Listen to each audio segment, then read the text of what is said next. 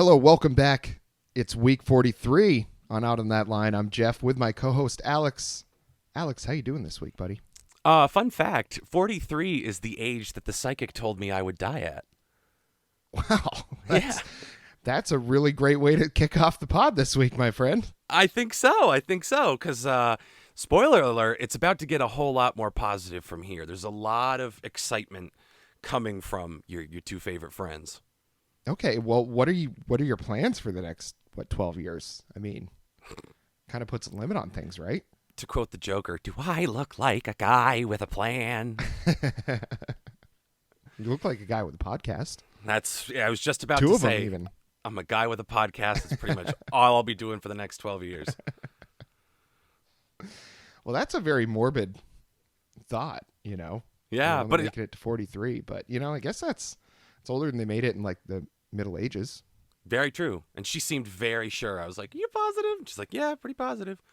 It's She like, has all to right, be. well, two things you can trust in this world, psychics and Wikipedia. So, I mean, I feel like the only person you need to believe you if you're a psychic is yourself. You don't need anybody else to believe you. I think the only way you're making it in that business is if you believe in yourself. it's like George Costanza says, it's not a lie if you believe it. That's true. I mean, if you don't live your life by that, then I don't know what you're doing. Yeah, you're just wasting valuable time. Yeah, in space in this world, just walk off the edge. Yeah. I try to you're live not my willing life to- like I've only got 12 more years left, you know? I'm just a philosophical guy. Well, since this is one of the last probably several hundred podcasts you'll ever do in your life, we better make it count. Yeah, exactly. Okay, good. So this week we have Tyler, the Creator's new album, Call Me If You Get Lost, as well as a little nugget from our friends over at Strand of Oaks. Tim Showalter dropped a little song on us called Galacticana. Really, really interesting name from the upcoming album In Heaven. So we'll be talking about that one. And I've also heard there's a little story about some live music that was perused recently. Yeah, this was just a funny little bit that I hope people are as amused by as I was. So I went to see Gusser with friend of the pod Tanner and friend of the pod Dante, friend of the pod Zach, a bunch of the people. Eric, who wrote our theme music for the show. Well, he didn't write it for us. He wrote it many years ago. But it's a Can't whole you big. say though that it was for us since it ended up with us? I think he just didn't realize that it was for us. It's like a romantic comedy where it's like, I kismet. was waiting for you. I just didn't know it. Yeah. Yeah. So there was the whole crew. We went to see Guster. First concert, big concert out of quarantine. The vibes were tremendous. Everyone's having a great time. And there is a part during the song Doing It By Myself where Ryan, the lead singer, his gimmick is he's got a super long cable to his mic so he can just walk down into the crowd and like revel with the people. And when I saw them play at Do Good Fest in Montpelier a bunch of years ago, during that song, he took someone's piece of pizza and like ate it as he walked back to the stage and sang the song. It was very cute and we all popped. So I was kind of disappointed that he repeated the move, but I was willing to go with him. He went out into the audience again during that song. And this time he took a half-eaten pack of double stuffed Oreos. And he brings them on stage. He hoists them over his head. He makes a big deal about the Oreos. It's a great bit. Everyone's exploding. It was a night of 1,000 bits, but that one just killed everybody.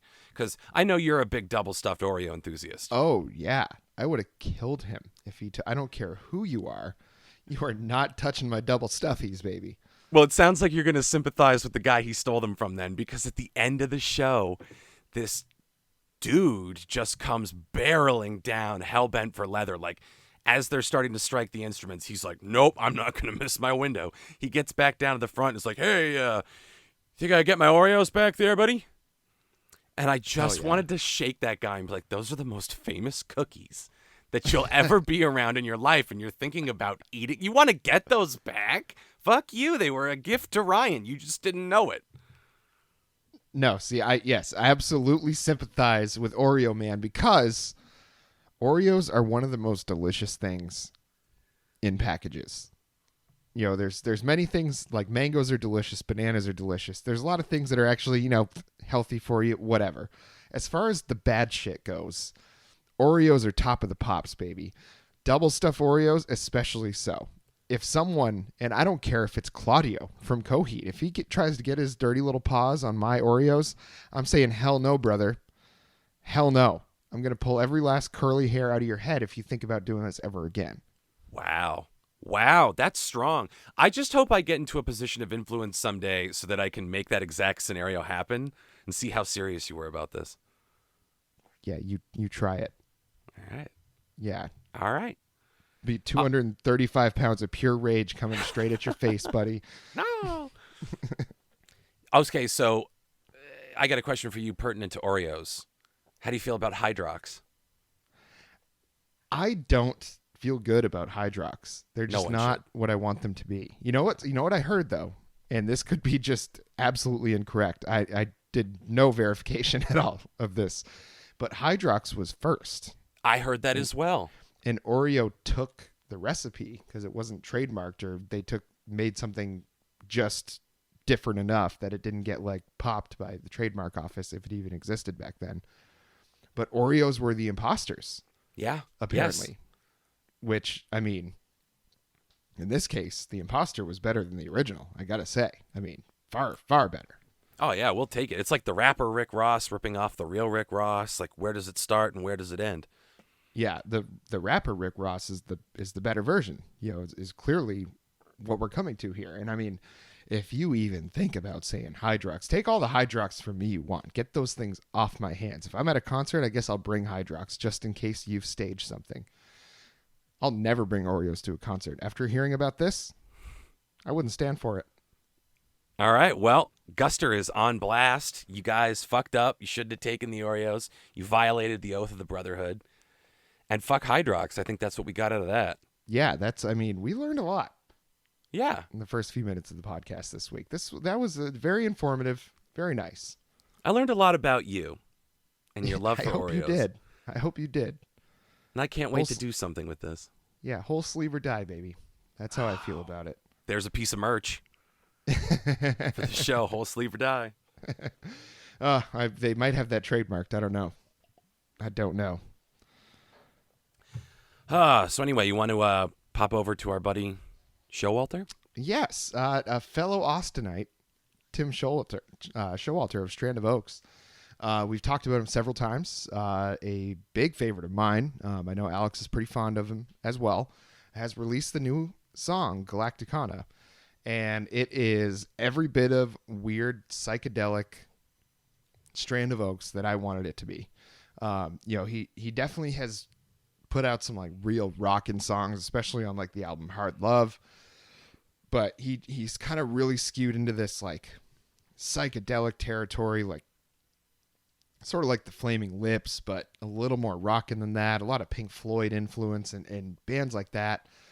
And he did it with Eraserland. That album was like way out there. And I have a feeling that In Heaven, when it comes out, is going to be way out there because the lead single, Galacticana, is pretty out there. I mean, it is a weird song. It's very calm, serene, like so many Strand of Oaks songs are, but it's just, I don't know, something about this guy, something about Tim Showalter just really, really does it for me. I don't know what it is, but since I first heard Shut In, I've been hooked ever since on Strand of Oaks. It was just like all of a sudden a lightning bolt hit, split me right down the middle, and I was a Strand of Oaks fan from then on.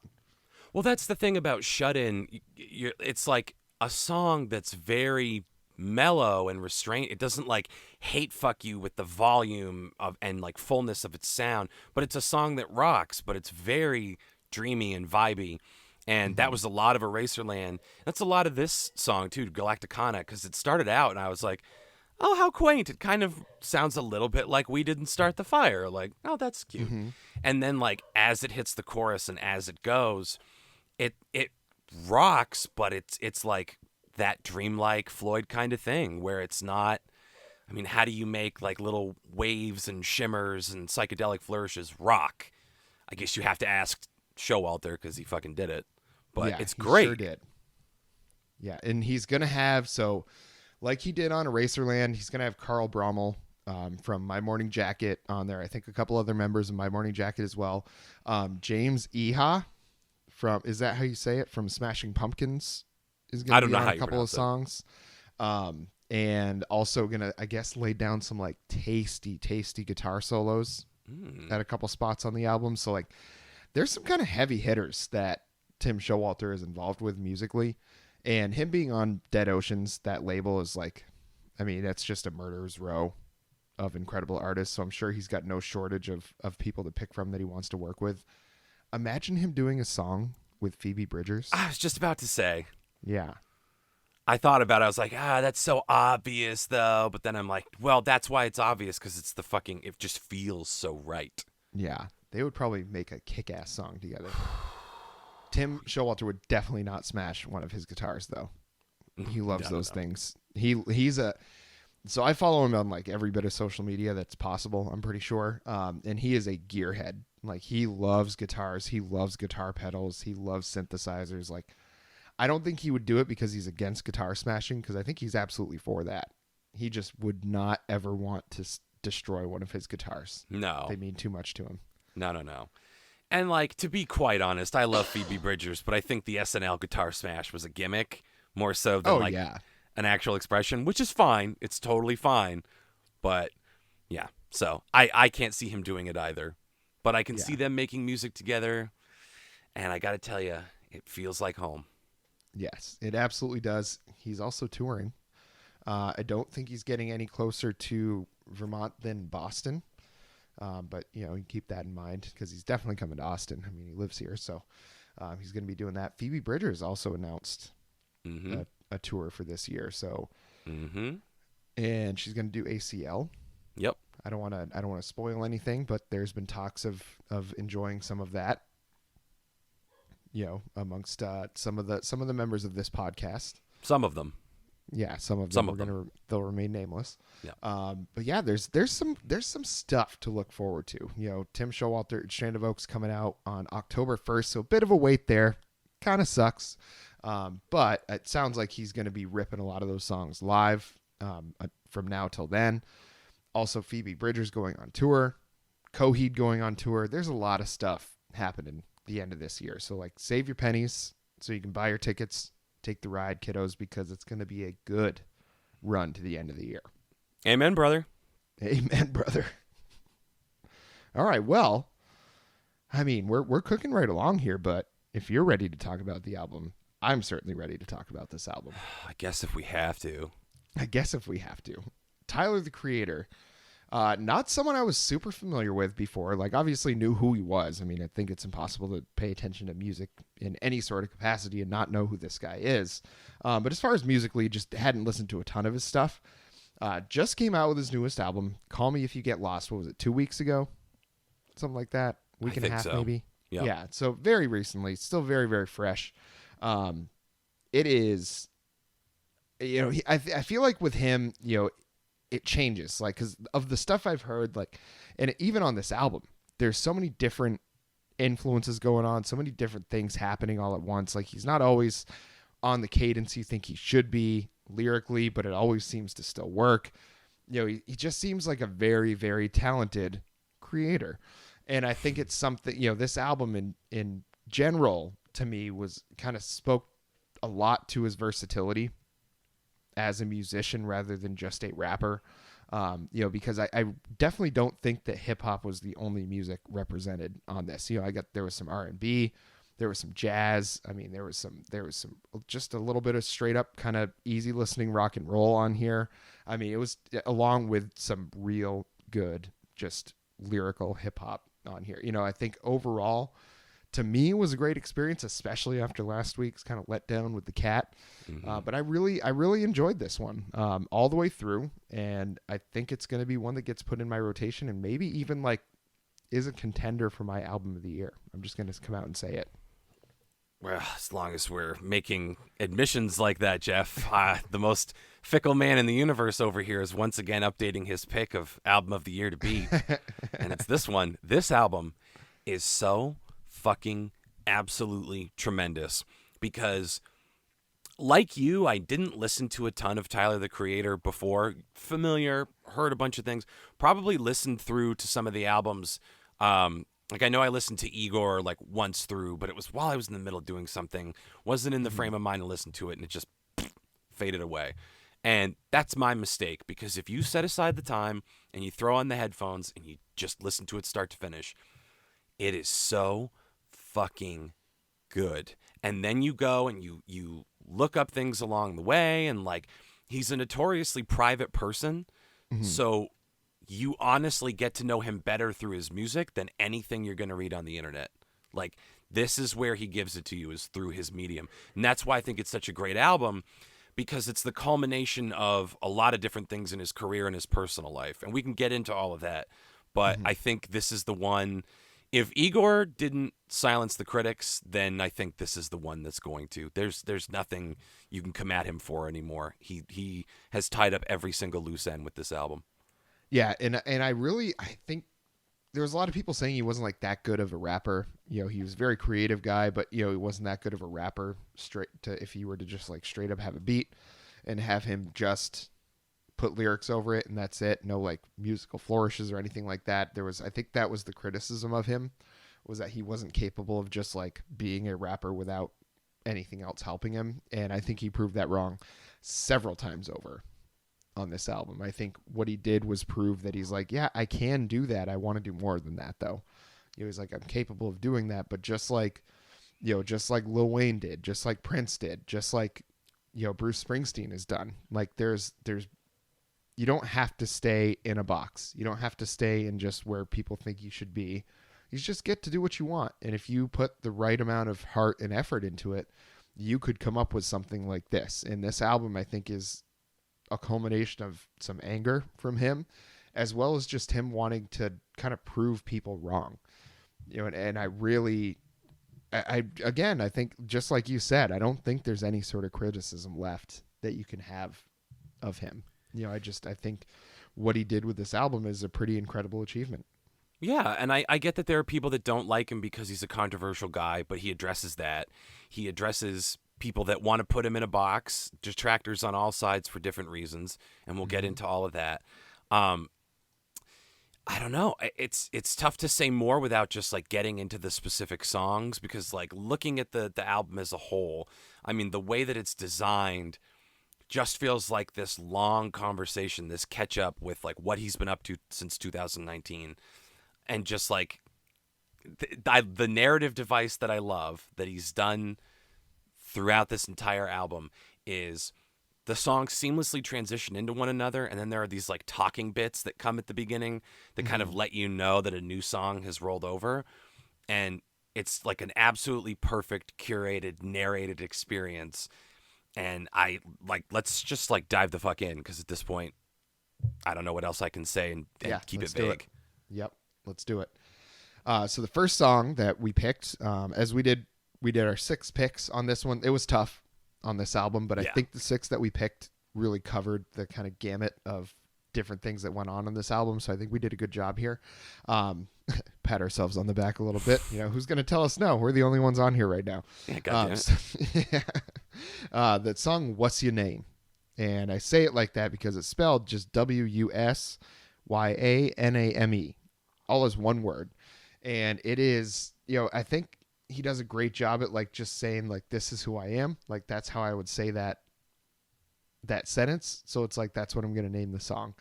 And I think the authenticity, our favorite dirty word, is just so apparent, especially in this song. I loved it. Which is funny because the whole song is about him being full of shit to get laid. Yeah. Like I love the playfulness in his music, where it's never like the audience is always in on the joke. Like he could make we'll get him out of the way early. Frank Zappa. Sometimes Frank Zappa's music feels like he's making fun of you for listening to it, Mm-hmm. and you kind of don't want to feel that way. I resent some of those songs. Booger picker, and I'm like, all right, fuck off, man. But Tyler, the creator, doesn't do that. He's like, I respect the intelligence of my listeners, my fan base. I respect the intelligence of people who may not know me, or people who do and don't like me. So I'm just putting it all out there, and it's playful without being like condescending. Mm-hmm. And I just remember listening to this for the first time and getting the biggest smile on my face, because even his delivery just sounds like he's thought of all this ahead of time and he's just dashing it off, where he's like, oh, girl, you look skinny. We should make you some French toast. Get a little meat on those bones. I'll take you wherever you want to go. We can go to Cannes. You can see a bunch of movies you never, fucking whatever you want to do. Anyway, I want to make you mine. But remind me again what your name is. It's like the funniest, most full of shit, tongue-in-cheek, getting laid song. It makes fun of the corny slow jams. It takes like all the entertainment value of like corny 90s slow jams, maintains that and takes away all the cringe parts and turns it into just like a funny song that is actually legitimately great. Yeah, I think what he does is he just talks like all those people that made those early 90s slow jam songs. He just talks the more like plain truth about what they're actually saying in those songs, you know? It's like Boys to Men, I'll make love to you like you want me to. It's like they're talking all sweet and nice and stuff. I bet those guys are running through fans like crazy. You know? Who wouldn't? Oh, yeah. In that position. So I think when he makes a song like this, it like makes it sound like that, but he's just kind of putting his own little spin on it. And that's, I think, what he does so well, is because there's so many spots where like, oh, this is directly influenced by so-and-so. This sounds exactly like so-and-so did 20 years ago, whatever it is. But he is so unique and creative on his own that even when something sounds like somebody else had done it before, it's like he puts just that little extra touch on it that makes it new and fresh again. And, and allows, I think, artists like him are what allows those styles of music to continue on. And I think something like a slow jam, like there's not a lot of artists doing this kind of thing nowadays. And I think it would be tough for people to do it if they take themselves seriously while they try and do songs like this. I think what it is, it honors those songs in that era of music while updating it and making it good enough to listen to in the present day. And that's something that he does so well with so many different genres of music throughout this whole album that, I just feel like this guy must be listening to music nonstop all day, every day, or at least consuming art at a breakneck pace every single day, just because it seems like he takes in so much. I just get the feeling he takes in so much and then it just like uses himself as a filter to put it back out into the world. And it just is such an interesting way to make music. I really, from here on, from What's Your Name and on the way through the rest of the album, I felt like, it's like, okay, he's had a couple good ones in a row, and then it just kept happening. Just one after another, after another, after another. I was like, this is another great song. Another great song. Picking only 3 on this album was a tough thing to do. I got to be honest with you. Yeah, by this point, when we got to this song, it's the 4th one in, and I was like, oh, because Lemonhead, before it, very good. Sir Baudelaire kind of setting up the concept of this narrator. He loves to play characters, and so Tyler Baudelaire is kind of another character dealing with things that he's going through at this point in his life, which is they were both guys that became controversial for very like sexually explicit and potentially misogynistic content. They were just like seen as like very obscene artists who were just trying to express themselves and were taken very literally. So there was like a moral panic around them. So I think he found kinship in Baudelaire and was like, so I'm going to have this character who, if you can like see him in your mind's eye, I almost see him with like a pencil thin mustache, Tyler the Creator with a pencil thin mustache and a bathrobe and just 2 glasses of champagne. The way he just like purrs all those beginning parts where he's like, okay, here's what we're going to do now. You're going to come over and I'm going to massage your feet. And it's just like so smooth, frequently corny, but always entertaining and always setting up what you're about to hear. So like those early songs are important for that. And then it like really gets off the ground with What's Your Name when he's just crooning about like whatever I've got to say to get in there and get the cookie, I'm going to do. And he turns it into just a legitimately incredible throwback slow jam that is immediately recognizable but doesn't really sound like any one thing in particular. And that's really cool when you can invoke a sound without consciously aping another artist. Yeah. And that's the thing. I feel like that's where, what I was saying, it's like he takes things in, uses himself as the filter, and then spits them back out. That's what I mean. He took in that stuff and then he just jumbled up the code inside and spit it out in a different order. And just like, but it came out and you like recognized it, but you didn't. So it's like timeless, but new at the same time. It's just a very interesting, adept way that he writes the songs, and I really, this was such a good, I know it's not the start of the album, but this is where it just, like you said, it really just kind of hits terminal velocity and just never slows down from here. Yeah, because it started off good to great. I'm like, yeah, this will be really interesting. And then as soon as this song hit and I was really dialed in and just like listening to all those twists and turns, I'm like, this feels so generic and tossed off, but I also love it. And like, it's totally intentional. So I'm with him. And then it just builds and builds and builds. And it's glorious. This whole album is a glorious masterpiece. Yes, it is really, really excellent. And then we move into the first song I picked, Run It Up. And this one to me was, obviously it started with What's Your Name, and it kind of started to get into the album a little bit, but he hadn't really hit like a real strong like hip hop song yet, as far as, I was concerned. I was just waiting for it, and Run It Up was when it came down. And Run It Up was when I was like, okay, this is why Tyler, the Creator, is as revered as he is. Like, this is the song where it's like kind of like the peak of the album. We're like where the needle is bumping against the end of the gauge right now, starting with Run It Up and moving on through. I mean, it's such a really, really good song. It's like got a long intro, so you're kind of getting your anticipation up for it, and then it's the payoff is so good, because you can't have a long intro like that. It's like, imagine if the solo for Freebird sucked. Like, imagine if that just was a shitty solo or it just didn't go anywhere after that, and you listen to that whole song all the way up to that point, and you didn't get that payoff. It's just musical blue balls, and there's so many times that artists have done that, especially in like EDM, and especially that genre of music. It's just like, it doesn't get to that resolution that you need it to. It doesn't hit that level that you need it to. No, not with Run It Up. That intro is just, it's not even as good as what the payoff is. That's the thing. Like, the anticipation that you feel is not even as good as where the song ends up. And just hearing him have, this is what, the 7th song on the album? The 8th, maybe? So. It's like, by this point, there have been so many different genres of music touched on that it's like, how many more does he have in the bank that he can make a credible like connection to the rest of the album with? And it's just unbelievable to me that he keeps pulling these rabbits out of the hat with every single song on this album.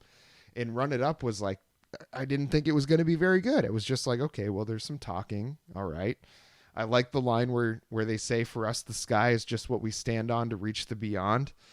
I thought that was kind of a cool line, like very like bravado, like, look at me, I'm the best kind of line, which is in hip hop. I feel like you got to have that at some point or another. It can be a very competitive genre, but when they get to the verse with him and Tizo Touchdown, what a name. It's just like, that verse is just like so nerdy and so good and so like off cadence, but perfectly on time. Like, it's just, I don't know how else to describe this song, but it, like, this one is my favorite one on the album, because it just, like, when it hits so good.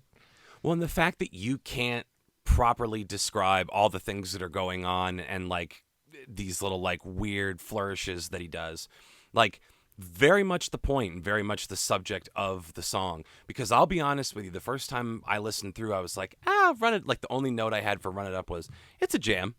I didn't really have anything else for it. And then when you picked it, I was like, well, I've been skipping over this one. I guess I got to like really sit with it and listen to it a couple more times. And I've realized what I really like about it is this message of like, you cannot pigeonhole him. You can't figure him out. The fact that you can't figure him out bothers you, so you just decide to hate on him because that's easier than trying to admit, I don't get him, but he's probably talented, or trying to dig deep enough to figure him out. He talks a lot about when he was younger. It's very similar to Gambino, where it's like, these were young black men who were told, you're not acting like a young black man. And they were both like, being black is like what you want it to be per guy. Like, you can't tell Tyler, the Creator, and Childish Gambino they are not black. They are black. So there's like an awful lot of stereotyping that Tyler the Creator endured from everyone, and he talks about, white women in particular who love to tell him, like, they don't realize the irony of like telling him how offensive he's being Yeah. because he's not addressing race head on, et cetera, et cetera. And we'll get into all that stuff. But like this assumption that like rap is a homophobic genre, ergo black men are homophobic, that is a very pervasive notion within the history. And it's like, that's just not axiomatic. You can't say that that's the case across the board. That is an ugly stereotype. And that is the shit that he tackles through this song while he's also talking about how fucking limitless his career is. So, I mean, he's got great perspective on it. He's not angry at anybody. He's just like, how can I be? The fucking sky's the limit for me. And even like you said, the sky is what we stand on to reach the beyond. Like, Yeah. you can't stay mad. Yeah. It's just, this is just big brain stuff. It's really kind of the only way I can describe this song is just, he doesn't see a limit. He doesn't be like, oh, I'm going to be the greatest ever. He's like, I don't even know what the definition of that would be. He's like, I'm going to be something. I'm going to be something that you remember forever. I don't know what that is, and it's just that kind of self-awareness, but also the bravado. The combination of those two things to me is just like, I always believed everything DMX ever said in a song. You know what I mean? It was just like, you couldn't help it. I feel the same way about Tyler the Creator. Like in listening to this song, he might come up with some like ridiculous stuff that's obviously not true, but when he's talking realistically and things that would be believable in a real life situation, I absolutely believe he's gone through and done everything that he talks about and has some experience and perspective with it. And I think it's just such a, I don't know, to go from having like the bravado to having another, having your straight up like just really good hip hop verses, and then you have a song like "What's Your Name" that's just like a smooth kind of rip off of the old 90s kind of slow jam R&B songs. Having those on the same album and be equally as good as the other, and not be like a tossed off thing, and have them be cohesive. Like, who else would do that? Like, who else thinks of putting those kind of songs together on an album and having it be like, as far as kind of a storyline throughout an album or theme wise, have those be so cohesive. Like, it's just the talent that it takes to do that. I mean, we're talking about how talented he is, but I just don't think we really even have a real idea of what that kind of talent is either. We're just doing our best here. Yeah. And do you want to move on to Manifesto, which was your next pick? Yes. Yeah. Because this is the one also where you're talking about him and like white women being the offensive ones when they're asking a black man to like speak for his whole race. You know what I mean? It's like, that's one thing that's always made me uncomfortable. It's like, I think a black person should be able to speak about any subject they want. If it's to do with race and if it's in agreement with what I'm saying, that's great. But expecting them to say something is, I think, a racist act unto itself. Like, I would never ask any of the black people in my life, and I've had some really good friends, I would never ask them to be like, hey, what's the black perspective on this situation? And I think that's a fair thing to never expect anybody to have a good answer for. If they want to take that mantle, I will listen to them, but I'm never going to be the one to ask and say like, hey, you need to speak up about this. Why don't you speak up about this? You're black. You should know what to say. You should know how everybody else feels. Right. And it's just that sort of thing is a very racist proposition to like expect somebody to represent their entire race. Like, I'm not going to represent all white people. Like, there's a lot of white people I don't agree with. And so I assume it's the same for all the other races. I feel like I'm not that different than anybody else. And he starts out this song, Manifesto, is little white bitch going to say, you need to say something about that. You need to say something about black bitch, suck my. And it bleeps out. I wish he had gone through, because when he says the word dick, when he says suck my dick, he says it with such gusto, like such force, that it sounds better coming from him than I think most other people in music. I wish he had finished the line. Yeah, he's got a talent for the trucker mouth. I love it. Yeah. So to piggyback off of your sentiments, a lot of the criticism that he has received kind of has led to a lot of these whataboutisms. So we talk about like we're gonna beat up on white women a little bit here, but you get these like Twitter activists. They're like, well, he's suspiciously silent on issues that should be pertinent to him, and why isn't he doing more? And it's like, first of all, he fucking tweeted out every like bail fund and like support system thing he could in the protests in the wake of the deaths of George Floyd and Breonna Taylor. He fucking donated because he's very wealthy. And then he even like tongue in cheek is like, yeah, and I went out and got myself a new necklace afterwards. And it's like, does that mean like he treated himself for his good deed by buying a new necklace? Or was he like at the protest and he just like walked into Target and was like, whoop? Like, It's very funny. He does it in a way that only he can, and it just pisses people off more. And, like, that's why he's so controversial, because he's so fucking clever, and it bothers a lot of people because they feel like they're not capable of analyzing why he's saying the things he's saying. So with this, I'll turn it to you. Have you heard of the song that he did called Tron Cat? No, I have not. Okay. It is potentially his most controversial song that he did. Okay. And it is pretty fucking gruesome. First of all, his first two albums, a lot of people are like, oh, he's on the vanguard of horrorcore. And he himself is like, no fucking way.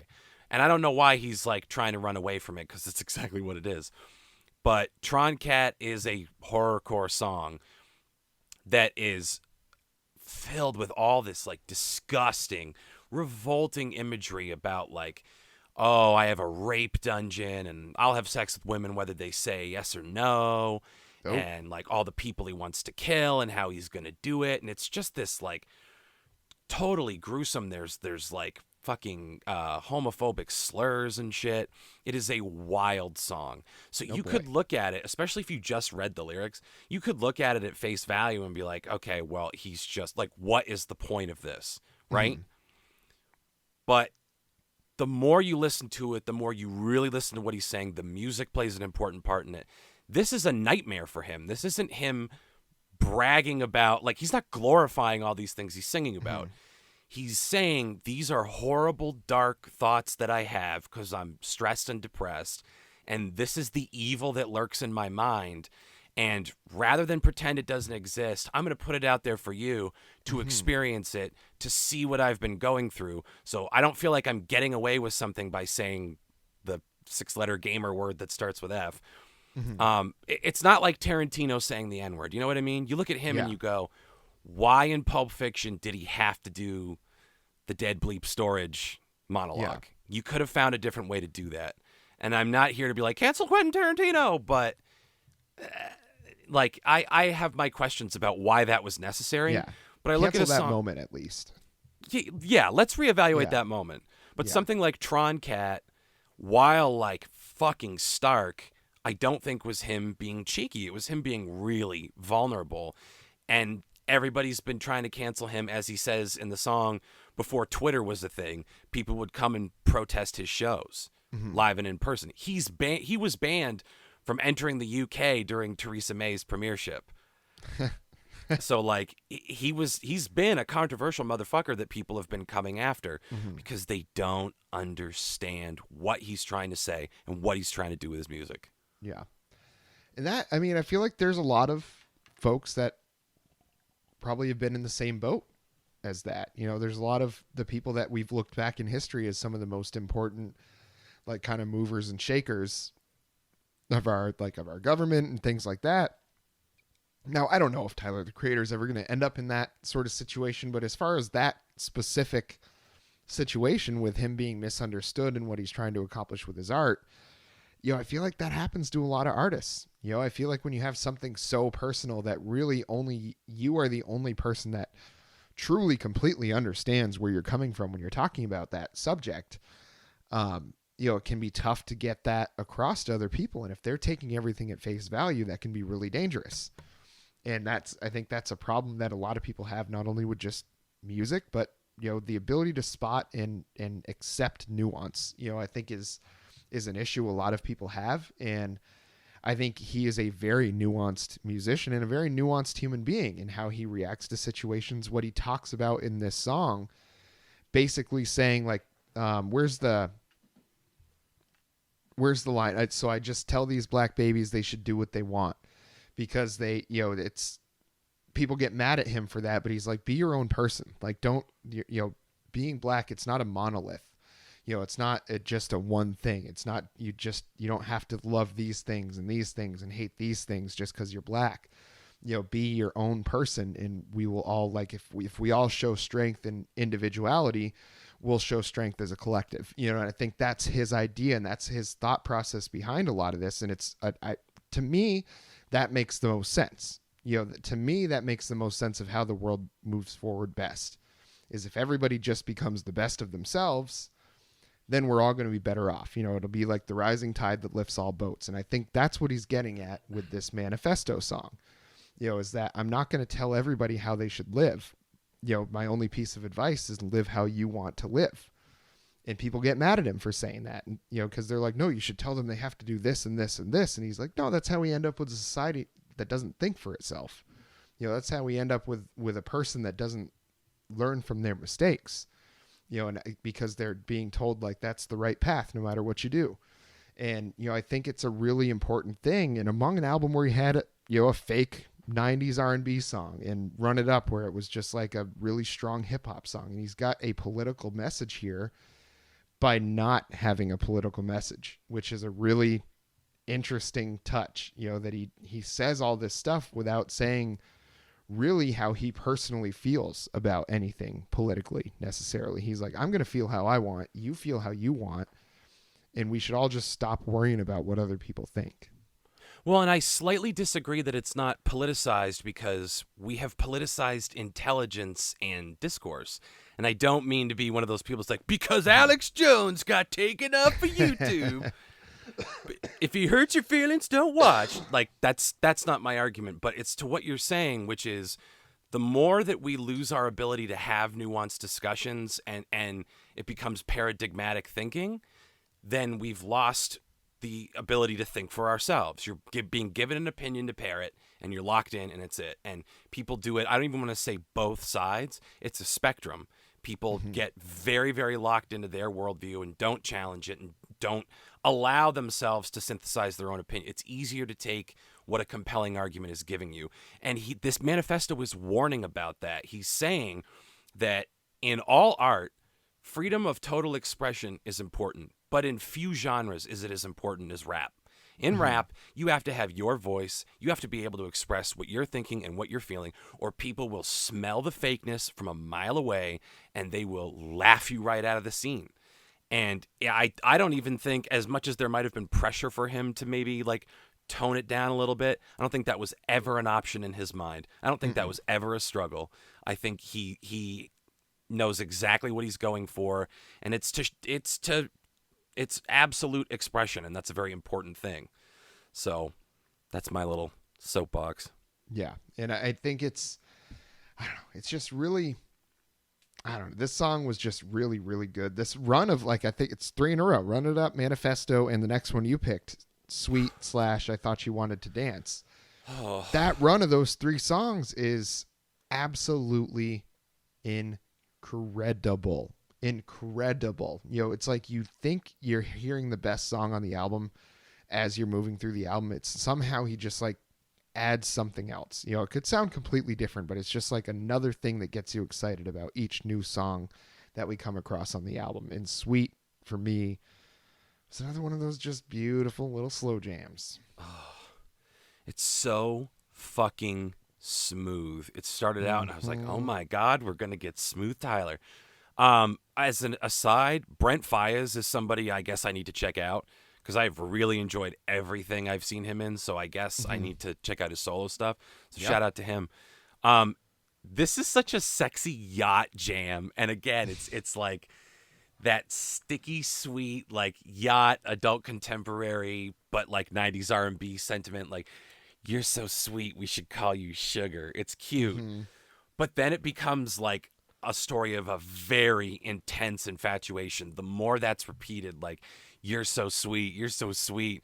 Oh, the way your hair smells, the way you look, all these nuggets, it just like you kind of feel yourself coming up against the wall of that intensity. And it doesn't turn sinister, but it's overwhelming to the point where if somebody were to lob that level of affection at you, that'd be very intimidating. So, and Sweet and I Thought You Wanted to Dance are ostensibly two songs as one track. So it's just like Sweet is the absolutely pitch perfect introduction to this longer story that's being told, because this is all based on a real event. This is all based on an actual relationship he had. And it is a fucking brutal story. Yeah, this is the thing too is with him. It's like you're gonna get his like existential views. You're gonna get his, his rap and hip hop views, and you're gonna get his personal views as well, and his like personal issues. This is the way, just like he did with that song you were talking about, Tron Cat. It's like that's music is his way of expressing his emotions and expressing the things that he's feeling and getting them off his chest, so that probably in his real life, and I say that in air quotes, it's like in his real life, he's able to be a regular, normal person, or at least as much as you can be with the level of fame that and notoriety that he's achieved. And I think this song is, again, just like What's Your Name? Just like that, with it being a slow jam song that sounds so familiar, but is yet brand new at the same time. I don't know how he does it, but he did it twice. Yeah, and there is definitely like a wink and a nod to Sweet, where it's like, ooh, check it out, we're so clever, hee hee. And it's a very cute way to tee up the story, because then once you get in I Thought You Wanted to Dance, it's like a seamless transition, but it's instantly, we know we're in a different world. So he's basically just spilled his guts and totally given away his cards. He is all in. He even says at the end of the song, he's like, I was just dipping a toe just to see what the temperature was, and then the next thing I knew, I was drowning. And you're like, fuck, okay, that's great. So we've set up how he feels. Then we get into I Thought You Wanted to Dance, and it's got this like laser samba dance hall kind of thing. There's like dance hall horns and like those call outs and stuff. And then this just becomes the absolutely most brutal fucking breakup song of all time. Because the story is told through this medium of dance, right?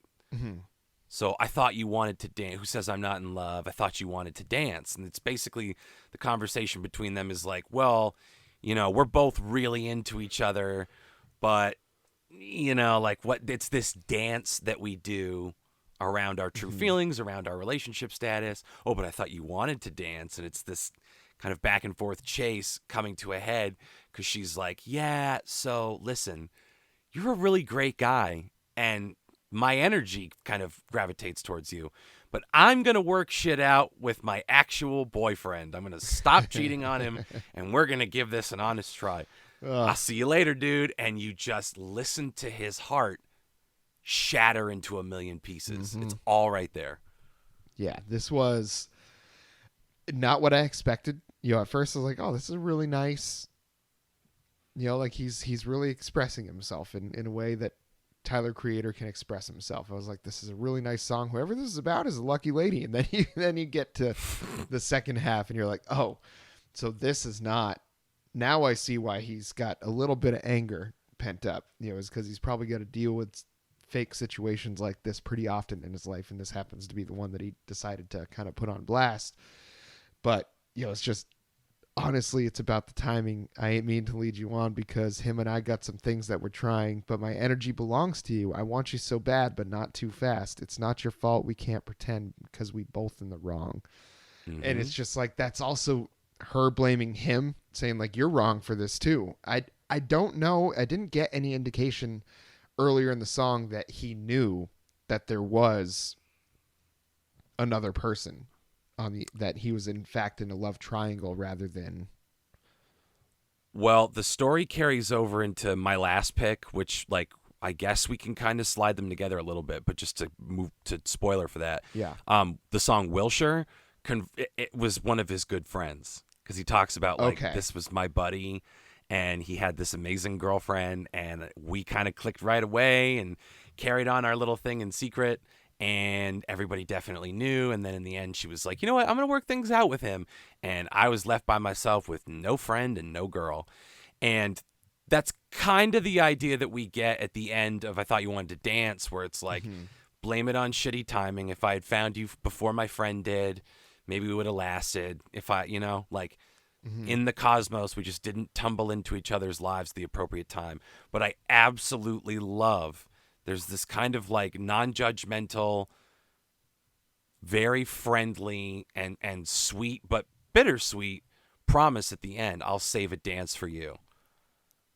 They both promise they've been doing this dance forever, blah, blah, blah, but they'll save a dance for each other. You'll always have a special place in my heart.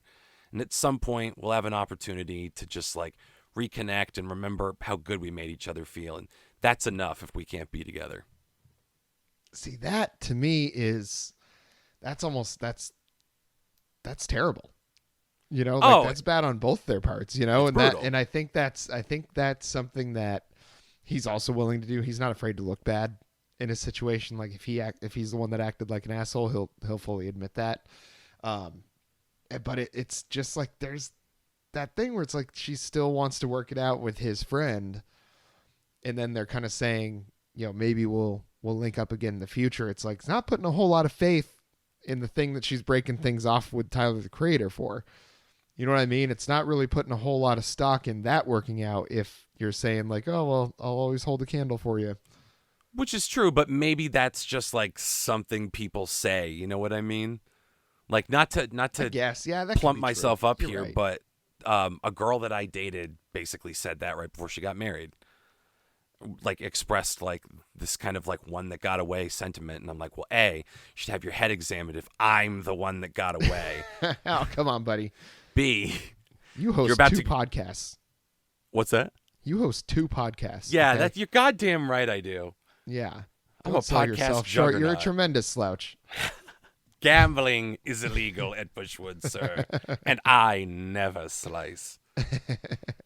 You can't hit me with a Caddyshack quote and expect me not to come back with another one. Well, I wouldn't do a podcast with you if you didn't. Amen. Yeah, Caddyshack amen. pod coming next. Amen, brother. All right. Yeah. So yeah. Anyway, that's pretty much all we're gonna get out of. I Thought You Wanted to Dance to slip into like Wilshire, which covers a lot of the same territory. The first thing I have to say, listening to this on headphones, unlistenable, painful right ear dominant mix for an 8-minute song. I was like, what the fuck, man? I had to listen to it without headphones. It's this one in the car was awesome. And then there was a couple songs, and I did not like put them on blast because they weren't ones that we picked anyway.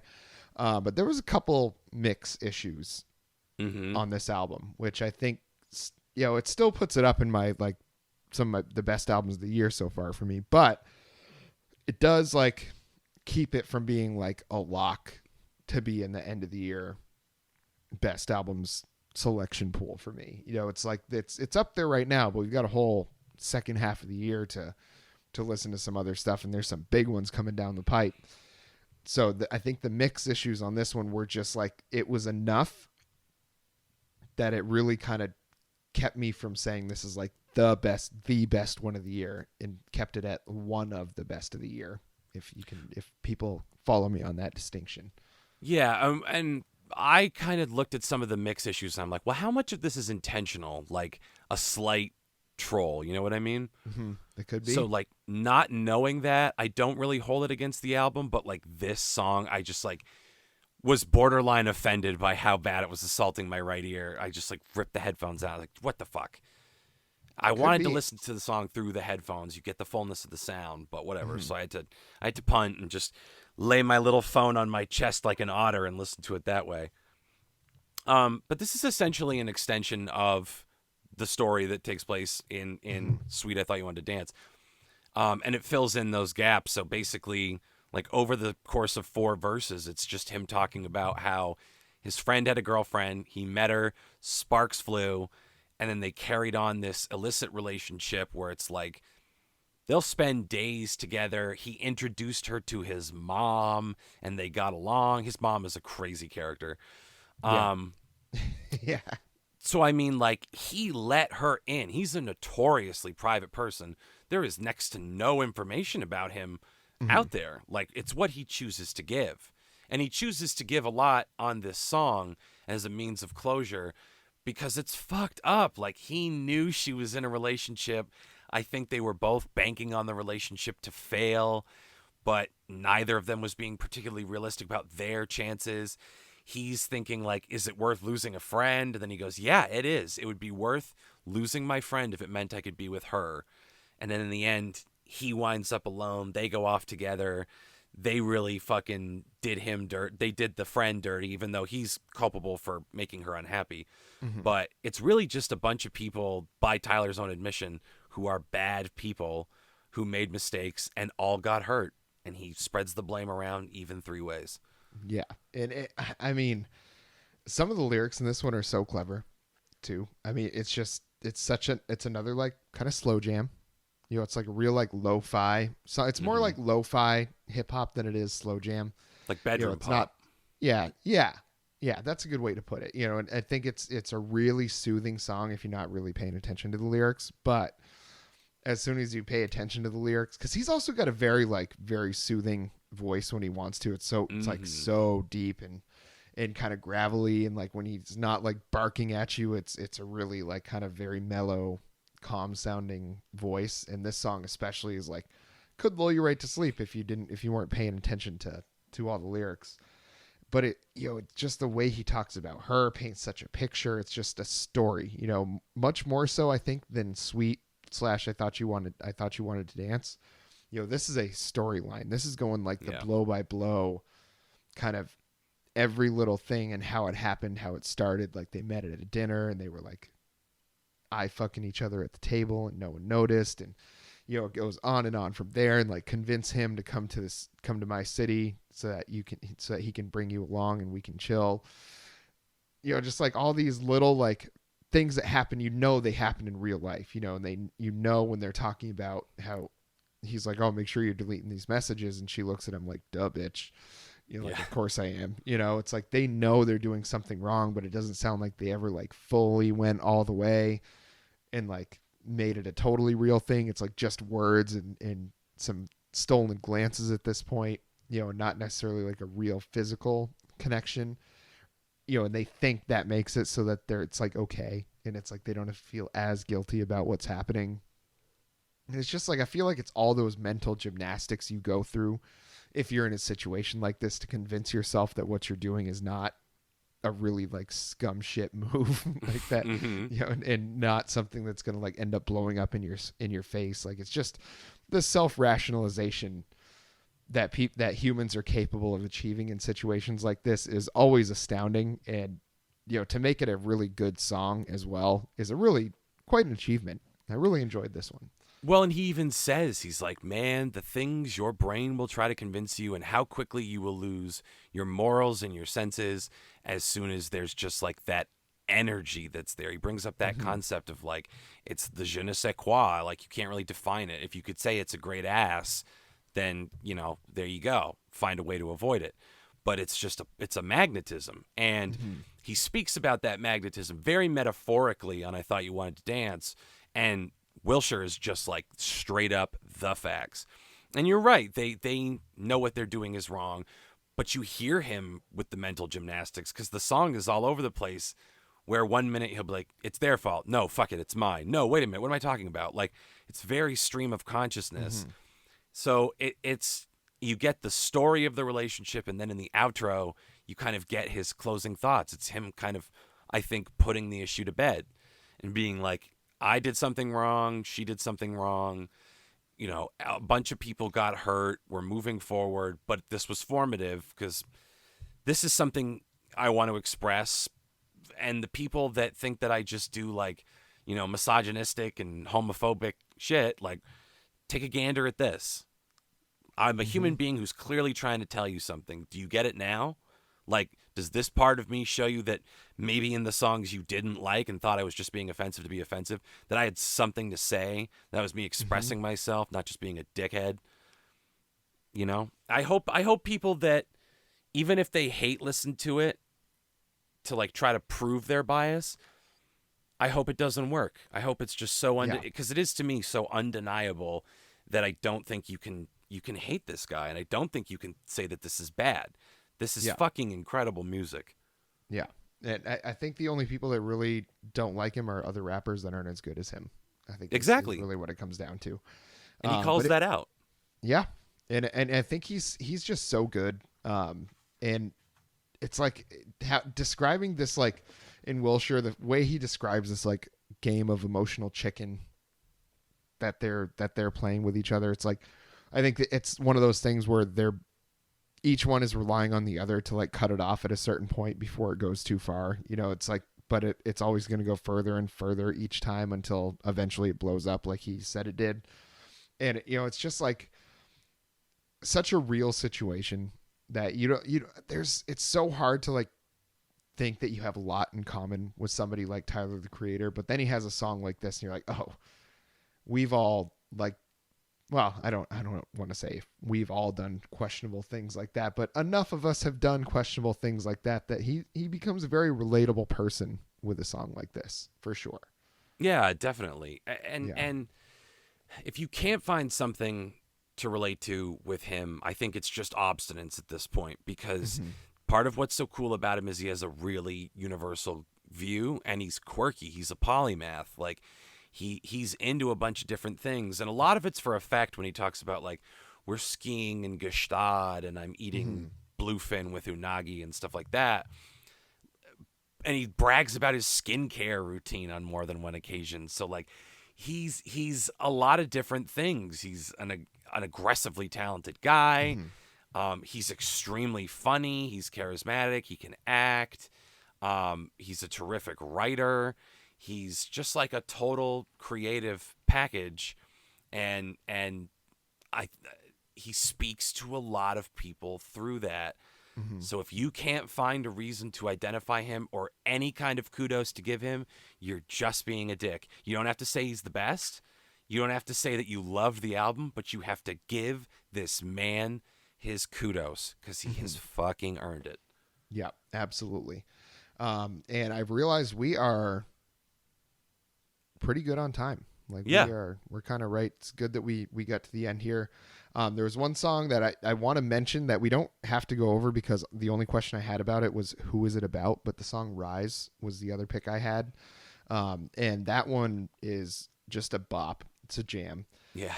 But I really want to know if anyone in the audience knows who that song is about, tell me because he rips somebody apart in that song and I don't know who it is and I really wish I did. And I hope that somebody out there knows and they can tell me because I'm very curious. The answer must be out there. Who was in Paris? That's the answer to this all. It makes me think maybe it was Kanye that he's talking about. It could be, but like I guess you'd have to look at the timeline. And also, I don't know how threatened Kanye would be of Tyler the Creator, you know?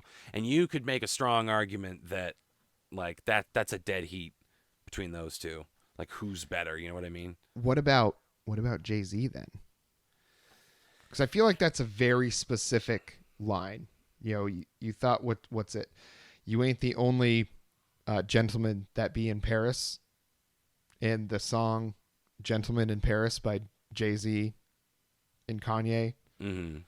Like I feel like that's a very specific line. It could be. That could also be a red herring. It could be referring. It could be like super insider to the point where like the clue isn't really there. Like only Yeah. this person knows about some shit that went down in Paris and will know that it's a direct reference to them when they hear it. I don't know. I really don't know. And that's what's so cool about his music is like he's not there to spoon feed you. Yeah. Take the ball and run with it. It could be Kanye. It could be some asshole. Who knows? But I just because he says everything in your life is fucking pathetic. He can't possibly be saying that about Jay-Z. No. Like no chance. Married to Beyonce, like has a clothing label, really successful liquor business. Just he's not a businessman, he's a businessman. Yeah, owns a You know, fucking basketball team. but he could say that Kanye's life is pathetic cuz how much would it suck to be like trying to tell people that I'm this like the most authentic and realist and most pure artist out there. I'm the best to ever do it and then you're married to celebrity whore family like the Kardashians.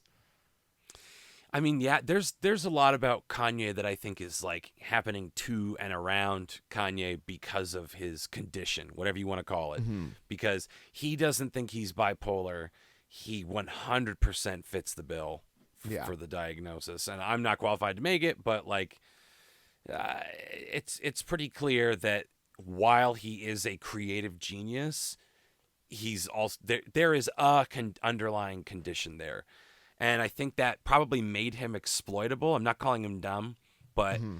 that probably made him exploitable. And if you're, the Kardashians and you see a juicy revenue stream just hanging out there, you better swim up that revenue stream and grab that beautiful salmon. Yeah. Yeah. I really want to find out who it is. I got to find out who it is. Well, Geoff investigates. That's our next segment. Yes. Yeah. Look for that on Discovery Channel. Right after Gold Rush. And 6 episodes of Moonshiners. Oh, fuck yeah, buddy. Oh, I used to watch the Moonshiners. shit out of that show. Oh, hell yeah. Rye whiskey, please don't let me down. Take me a drink, and I'll walk roam around. around. Fucking Check amazing. on my stills, make sure they're okay. Rye whiskey, please last all day. Y'all Just are his little welcome. homespun wisdom. Well, the first thing you got to understand about moonshining is that you got to harvest your berries early in the season because that's when the hounds ain't pissed on them. Like, he's just a wild guy. That was His a name fun was show. Popcorn, right? No, he was Jim Tom. Popcorn was the bug-eyed bearded guy who I think died. He's a legendary shiner, and he had died before Yeah. the show. Oh, okay. What a show that was. Oh, it was great. Yeah, and we were drinking a lot of moonshine at that time too. A when that show lot was of on. moonshine. Yeah. those Listened are good to a lot of times. Copperhead Road. Oh fuck yeah. Oh yeah. Still listen to a lot of Copperhead Road. Oh, I fuck love yeah. that song. That song fucks. Yeah, That song you will can't- always fuck.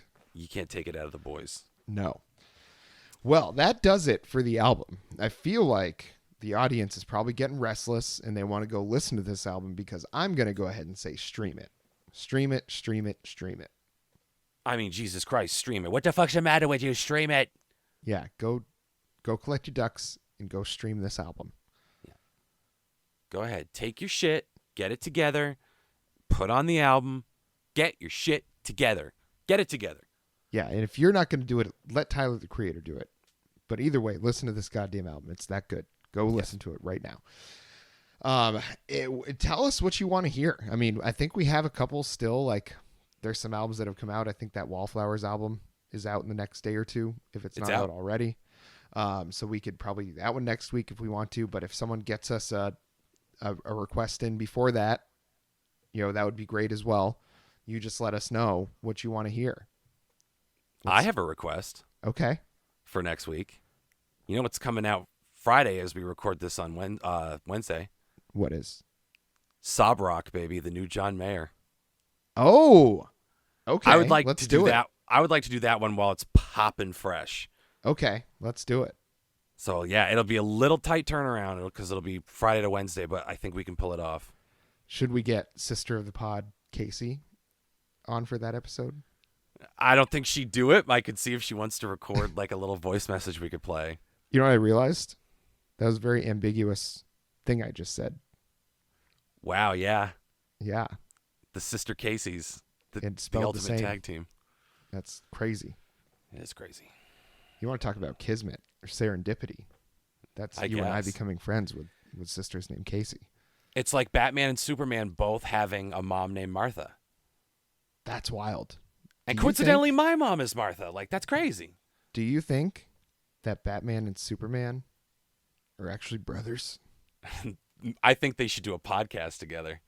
Do you think so? I think they should too. Absolutely. Yeah. What do you want to talk about? Like, But what do he you talk? doesn't Superman like not remember a whole bunch of shit all the time? Isn't that like a thing? He gets his memory wiped out a lot. No, I think he just plays coy, doesn't he? Where it's like, boy, I'm sure glad Superman was there and me, Clark Kent, were locked in a bathroom at Panera Bread Company. Golly, like, that was my understanding anyway. What do you say we go ahead and end the episode? Let us know what you want to hear.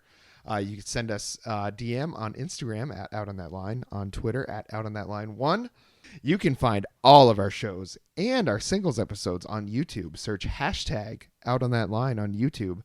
Don't forget to subscribe on there. We are going to have another video. When you're listening to this on Monday, we'll have something that came out on Thursday. And I believe this is Alex's turn. So get on there. And he'll have a strong follow-up to the pee-pee song. Piss, what's it? The Yellow something boys. The Yellow River Boys, hot Yellow piss. River Boys, hot piss. I got the words were there. I didn't have them in the right order. It was a boggle board that spilled. Is there anything else that you need to say this week that you got burning your chest up? No, go listen to the album. Yes, go listen to the album. And until next time.